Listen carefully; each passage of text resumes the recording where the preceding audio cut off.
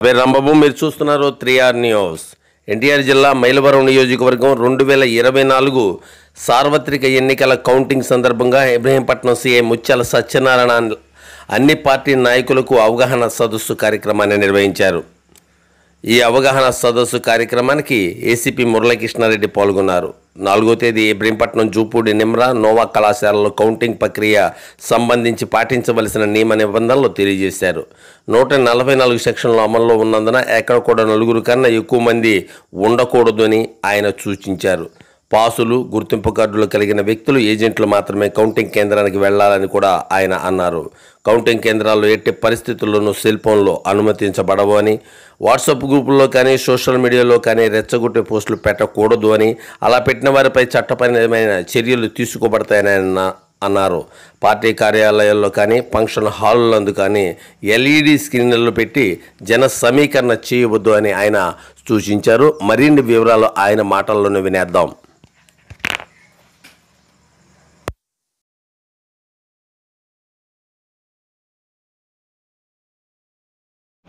అందరికీ నమస్కారం. ఈరోజు NTR district commissioner Shri PHP Ramakrishna గారి ఆదేశాల మేరకు ఇబ్రహీంపట్నం మండలంలో మైలవరం కాన్స్టిట్యున్సీ ఇబ్రహీంపట్నం మండలంలో అన్ని రాజకీయ పార్టీల ప్రతినిధులకు కూడా కౌంటింగ్ ప్రక్రియ సజావుగా జరిగేటట్టుగా నియమ నిబంధనలన్నీ కూడా అందరికీ ఈ ముత్తవరం కళ్యాణ మండపంలో అందరికీ కూడా వివరించడం జరిగింది. మెయిన్ ముఖ్యంగా ఏంటంటే కౌంటింగ్ ప్రక్రియ సజావుగా జరగాలంటే వాళ్ళకి 144 సెక్షన్ ఉంది, అదే రకంగా సెక్షన్ 30 ఆఫ్ పోలీస్ యాక్ట్ ఉంది. ఈ రెండు ఉన్నప్పుడు ఎవరో కూడా లార్జ్ గ్యాదరింగ్స్ జరగకూడదు. అదే రకంగా 5గురు అంతకంటే ఎక్కువ మనుషులు ఎవరు కూడా రోడ్ల మీద కానీ వేరే చోట కానీ ఎవరో గుంపులు ఉండకూడదని, అలాగే సభలు, సమావేశాలు, ఊరేగింపు, ర్యాలీలు ఇవన్నీ కూడా పోలీసు వారి పర్మిషన్ లేనిదే ఎట్టి పరిస్థితుల్లోనూ అలౌ చేయకపోవడం, అది కూడా ఎలక్షన్ కమిషన్ ఉత్తర్వుల ప్రకారం మనకి 6వ తారీఖు వరకు కూడా అన్నీ నిషేధించడం జరిగింది. కాబట్టి ఎట్టి పరిస్థితుల్లోనూ కూడా చేయకూడదు.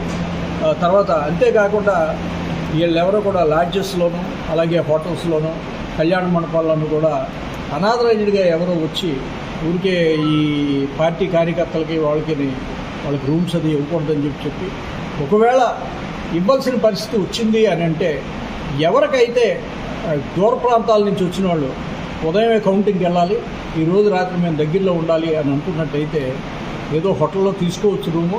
కానీ ఎవరికైతే ఏజెంట్ పాస్ ఉందో ఆ ఏజెంట్ పాసు అలాగే ఐడెంటిటీ కార్డు రెండు ఉంటేనే ఓన్లీ ఆ పర్సన్కి మాత్రమే రూమ్లో అలౌ చేయడం జరుగుతుంది. అతనితో పాటు 10 మంది వచ్చి మేము ఆ రూమ్లో ఉంటామంటే ఎట్టి పరిస్థితుల్లోనూ అలౌ చేయబడదు. ఇవన్నీ కూడా ఎలక్షన్ కమిషన్ రూల్స్ని అతిక్రమించినట్టే, మోడల్ కోడ్ ఆఫ్ కాండక్ట్ అతిక్రమించినట్టే, వాళ్ళ మీద క్రిమినల్ కేసెస్ రిజిస్టర్ చేయబడతాయి. తర్వాత ఏంటంటే ప్రజలందరూ కూడా మనకి కౌంటింగ్ హాల్స్లోకి మనకి నిమ్రా నోవా కాలేజీల్లో విజయవాడ పార్లమెంటరీ కాన్స్టిట్యున్సీకి సంబంధించిన 7 అసెంబ్లీ కాన్స్టిట్యున్సీలు కూడా అక్కడ ఇవ్వటం జరిగింది. వాటిలోకి ఏంటంటే మనం కౌంటింగ్ సిబ్బంది, అదే రకంగా పోటీ చేసిన అభ్యర్థి, తర్వాత అభ్యర్థి తాలూకు ఒక ఏజెంట్, కౌంటింగ్ ఏజెంట్, అంతే అంతవరకు అలౌ చేయడం జరుగుతుంది. మిగిలిన వాళ్ళు ఎవరినో కూడా దరిదాపుల్లో కూడా ఉండము. తర్వాత ఎవరో కూడా గ్యాదరింగ్స్ ఉండటానికి లేదు. మనకి దీనికి పకడ్బందీగా కౌంటింగ్ బందోబస్తు ఏర్పాట్లు మా సిపి గారు దగ్గరుండి డైరెక్షన్ ఇచ్చి ఏ రకంగా చేయాలనేది ఏర్పాటు చేయడం జరుగుతుంది. మీరు కౌంటింగ్ కేంద్రం దగ్గరికి వెళ్ళి మీరు అర్థం చేసుకుంటే ఏ ఒక్కడో కూడా లోనకి వెళ్ళటం ఎంత కష్టం అనేది మీకు అర్థమవుతుంది.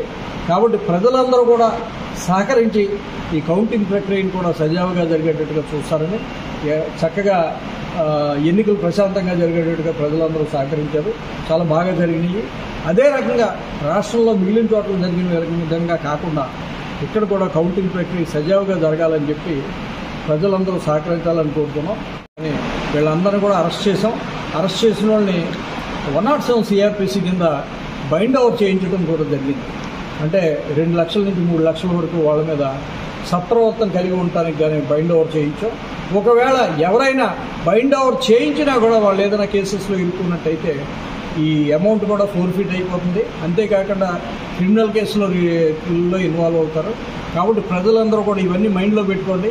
మైండ్లో పెట్టుకుని ఎన్నికలు అయిపోయినాయి కాబట్టి కౌంటింగ్ అనేది ఆటోమేటిక్గా జరిగిపోతుంది. దీని గురించి అనవసరంగా గొడవలు పడి కేసుల్లో ఇరుక్కుని జీవితాంతం కేసుల చుట్టూ తిరుగుతాం, వాళ్ళ పిల్లల భవిష్యత్తును పాడు చేసుకోవటం ఇవన్నీ చేయకుండా కౌంటింగ్ ప్రశాంతంగా జరిగేటందుకు గాను అందరూ సహకరిస్తారని ఆశిస్తాను. సార్, ఇబ్రహీంపట్నం రోజు అలాంటి చర్యలు తీసుకోబోతున్నారు అంటే హోటల్ మూయించడం, దుకాణాలు మూయించడం లాంటివి ఉన్నాయి. మేము హోటల్స్ దుకాణాలు మూయించమండి. ఎందుకంటే మనకి 200 మీటర్ల దూరంలో ఉంటే తప్పనిసరిగా అటువంటి చర్యలు పై అధికారులు ఉత్తర్వుల మేరకు చేయడం జరుగుతుంది.